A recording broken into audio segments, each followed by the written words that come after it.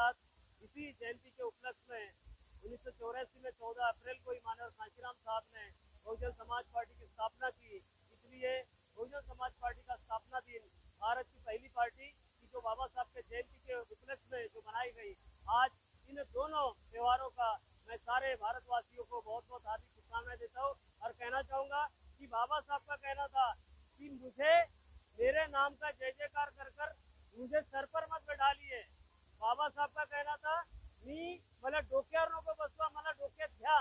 बाबा साहब अगर जिंदा है तो विचारों से, और आने वाली कई पीढ़ियों तक, हजारों पीढ़ियों तक जिंदा रहेंगे, विचारों से रहेंगे। लेकिन है मेरे बाबा साहब को मानने वाले सारे लोगों, युवाओं, महिलाओं, सारे बहुजन समाज के लोगों, हम मात्र उत्सव त्योहार मनाने लायक भी बाबा साहब को मनाते तो यहाँ भूल कर रहे। बाबा साहब का जो सपना था वो सपना